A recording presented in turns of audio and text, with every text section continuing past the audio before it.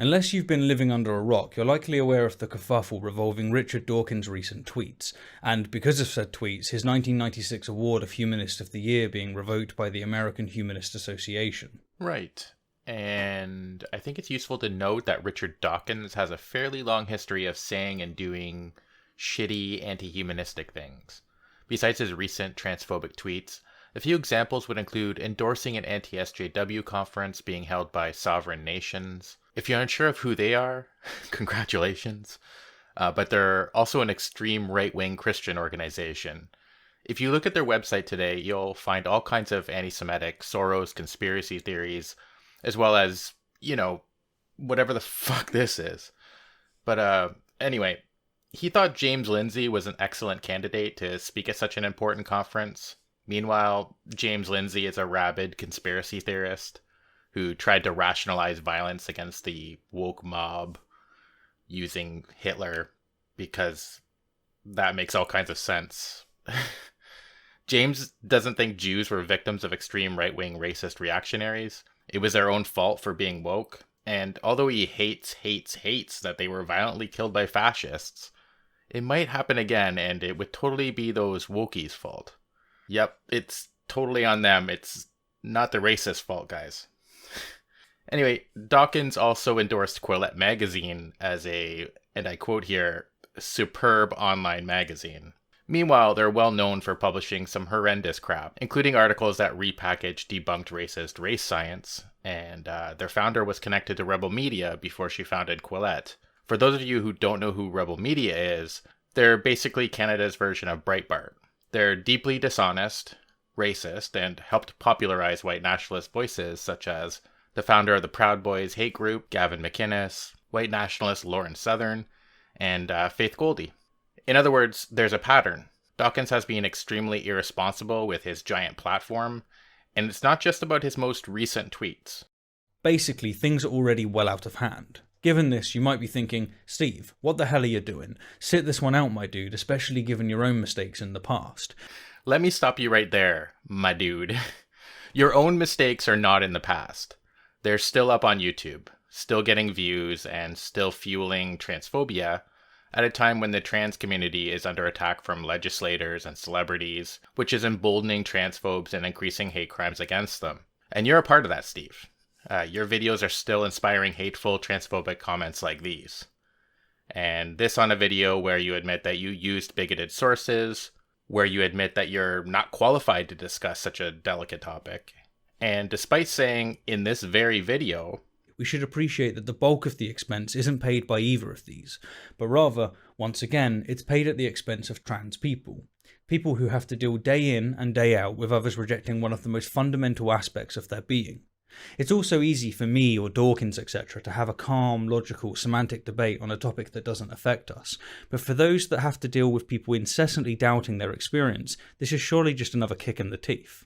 You admit in the description box of your trans athlete video, a video that concludes you don't need to discriminate against trans athletes all the time, just sometimes, I guess, that this is a debate. And as you just said, the trans community are the ones who pay the price when, and again, this is your own admission, the person debating the human rights of a vulnerable minority group are unqualified and using bigoted sources.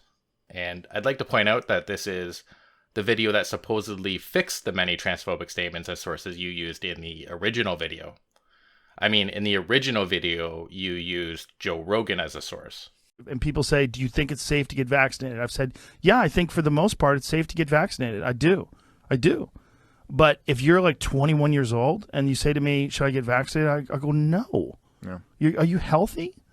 Are you a healthy person? Like, look, don't do anything stupid, but you should take care of yourself. You should, if you're a healthy person and you're exercising all the time and you're young and you're eating well, and like, I don't think you need to worry about this. Yeah, I tend to agree with you. And maybe this scientifically illiterate pinecone shouldn't be your go-to source. And although you later apologized, at the time, you must have found that clip convincing or you wouldn't have used it. And your correction video uses many of the same arguments that propagandist organizations like PragerU use as a wedge issue to whip up their right-wing reactionary fan base, and continues to advocate for some level of discrimination against trans athletes. So yeah, maybe you're not the best person to be tackling this issue. Maybe you should stick to debunking creationists and telling people that God isn't real. You're almost certainly going to burn down a few bridges, and no matter what you do, Ethel's going to create 100 videos spinning the narrative that you're somehow responsible. Oh look, they've already started. You'd think that a creator who made a cringy logic lord fallacy game would understand what poisoning the well means, because you're doing it right now. Alright, fair enough. Not throwing my hat in the ring is good, safe, wholesome advice, but it would also be, for me at least, timorous, since I want to say something, but I'm only reluctant due to past transgressions. Of course you'd need to say something, that's clear. But again, these aren't past transgressions. They're ongoing transgressions, and the price is being paid by an embattled, vulnerable minority group over a subject that you're not qualified to discuss, have already screwed up twice, and it isn't an issue to begin with. Trans athletes aren't taking over sports, and the fear-mongering over it is no different than all the other right-wing nonsense that conservatives have trudged up from the deepest recesses of their fear and bigotry to use against minorities to limit their rights, such as gay marriage, bathroom bills, etc. It's not a serious threat, just let them play sports. It's their human right. More importantly though, I feel as if there's been a distinct and distasteful lack of nuance from both horns at the present, and it's quite frankly making our entire movement look pathetic. There's points from all sides that are not being all that well considered by the opposition, and I want to attempt to at least highlight these issues. The last centrist rides in to make sure both irrational sides, one wanting to preserve human rights, and the other that wants to remove them, and inspect the genitals of children. They're both the same. Both bad. There's no difference to be seen there at all. I'm so relieved that Steve's here to protect the movement. Hopefully he doesn't use any more bigoted sources or proudly proclaim that unless something is done, women's sports will be destroyed, despite nothing of the sort taking place. And the second thing to consider up front is that Dawkins is very much a product of his time, whereas the issues of today have changed and progressed in part, no less, because of his work.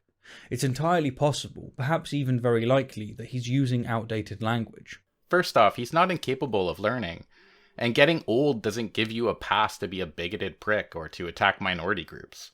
Let's get something straight. Dawkins is a millionaire. He knows how to use the internet. He has all the time in the world to research anything he wants. He's surrounded by other scientists. He has the resources to actually delve deeply into this subject on his own time, without broadcasting his ignorance to his 1 million+ followers on Twitter. He could talk to trans activists. He could follow trans people on Twitter and just learn from them. He has so many options at his fingertips. But instead of doing any of that, he decided to put out multiple tweets that are insensitive to his largely transphobic audience, because that's the best way to tackle minority issues. I don't buy it. I also intensely dislike when people use age to excuse bad behavior, and hope people don't do that to me when I'm in my twilight years. Further still, he's consistently operated with a clinical, cold, logical, tone-deaf scalpel, and that's coming from me, for crying out loud. Oh, the fucking logic lord ego on this guy. Oh my god. He offends people regularly and with great relish. What's more, even in his prime, he has never been especially savvy in any other field other than evolutionary biology. These facts are by no means an excuse, of course, but we do have to consider them, especially since many are accusing him of malice. So, maybe we shouldn't be listening to him about anything outside his very narrow wheelhouse. And maybe someone who relishes in pissing people off shouldn't be recognized as a humanist hero. And they're accusing him of malice because he put out malicious tweets. Like, that's the context. He's had a history of shitty tweets. People finally realized there is a pattern of behavior and called him out on it. The next part of this video, I sped up a little because it's a necessary explanation for what Steve is talking about here, but it was pretty long. Hope you don't mind, and like always, please check out the original video to make sure I didn't take anything out of context and all that. Take it away, Steve. Alright, with those two things said, let's start with Dawkins' tweet on the 10th of April. Here it is in full. In 2015, Rachel Dolezal, a white chapter president of NAACP, was vilified for identifying as black. Some men choose to identify as women, and some women choose to identify as men. You will be vilified if you deny that they literally are what they identify as. Discuss. Now, there seems to be a fairly large audience that doesn't see anything wrong with this tweet at all, but consider for a moment Meta's response, which came 2 days later. In 2015, Dolezal became the subject of a controversy when it became public knowledge that her parents were both white. That alone wouldn't be an issue, except that, until that point, she had flat out lied in public about having a black parent. She passed herself off, on paper, as black. She wasn't simply vilified for identifying as black, whatever that means, so much as lying about it to gain some kind of edge in her professional career. Trans people, on the other hand, aren't changing genders just for the hell of it. They sure aren't doing it because it gives them some kind of advantage in society. More to the point, they don't choose to identify as the other gender as if it's some kind of light switch. They are the other gender. If they undergo surgery or take hormones or request a change in their driver's license, it's to correct a mistake, not because they want to be another gender on a whim. So back to Dawkins. He's comparing a liar, whose lie he passed off as genuine, to trans people, whose truths he dismisses. He's comparing race to gender, as if they're the same thing, in a way that allows bigots, including right-wing Christians, to use his words as weapons against trans people. Now, I don't agree with the entirety of Meta's language here, but I do accept the core criticism. Hope you got all that. And yes, Hement is absolutely right. There's nothing objectionable about what he said. And I'm interested in finding out how RR is going to twist it into an issue so he can continue to both sides this debate. But getting back to Meta's post, there is one sentence I especially take issue with, and it's within the first paragraph. On Saturday, for some reason, Richard Dawkins randomly decided to question the humanity of transgender people, under the guise of I'm just asking questions. I wonder, how does Meta know that it's a guise rather than an honest but insensitive question? The word guise implies that Dawkins is concealing the true nature of something, that he's deliberately trying to undermine a marginalised community with the facade, the face, the guise of I'm just asking questions. Oh my god, I'm seeing it now, everyone. Both sides are just as bad. The supreme rational lord of logic has pointed out that seeing Dawkins make repeated attacks against the trans community, one attack of which he just agreed happened, while using his position as a science communicator to frame it as a scientific inquiry on Twitter, and then reasonably inferring from that pattern of behavior that it's the guise of just asking questions, is totally unreasonable. It's not like humans do this all the time, or that the evidence points toward that being the case. Oh, those wokeists. Sneaky bunch they are. Now, don't get me wrong, I can understand why one might suspect that Dawkins is doing this, especially given some of his previous tweets, and I can also appreciate that Meta might be using an alternative definition of guise, but without clarifying as much, and without sufficient evidence, I find this accusation here both illogical and uncharitable. Yes, Steve! Exactly! It's a pattern of behavior. That's also the evidence, you absolute clown. It's neither illogical or uncharitable. Dawkins has been given way too much charity as it is. He has made multiple public statements attacking a marginalized community, and many more like the ones I pointed out before, with hardly a peep being made. Only after years of doing this has one semi-relevant organization had the courage to do something about it. So let's get to that now. I'm going to read their statement because while Steve does it in his video, he gets hung up on the word guise again, because that's what pedantic centrist logic lords do when they're looking for anything to paint both sides as being terrible, so they can ride in and make their audience feel like they're the reasonable, rational ones. But we're getting sidetracked, and we'll save that for another video perhaps, one where we discuss how centrists operate. Back to the AHA's statement. In 1996, the American Humanist Association gave Richard an award, because at the time they felt he was an exemplar of humanistic values. Personally, I don't feel he was then, but that's neither here nor there. Here's what the AHA statement said. Quote, established in 1953, the Humanist of the Year award is conferred annually by the American Humanist Association, recognizing the awardee as an exemplar of humanistic values. Communication of scientific concepts to the public is an important aspect of advancing the cause of humanism. Richard Dawkins was honored in 1996 by the AHA as Humanist of the Year for his significant contributions in this area. Regrettably, Richard Dawkins has, over the past several years, accumulated a history of making statements that use the guise of scientific discourse to demean marginalized group, an approach anti-ethical to humanistic values. His latest statements implied that the identities of transgender individuals are fraudulent, while also simultaneously attacking Black identity as one that can be assumed when convenient. His subsequent attempts at clarification are inadequate and convey neither sensitivity nor sincerity. Consequently, the AHA board has concluded that Richard Dawkins is no longer deserving of being honored by the AHA and has voted to withdraw, effective immediately, the 1996 Humanist of the Year award. End quote.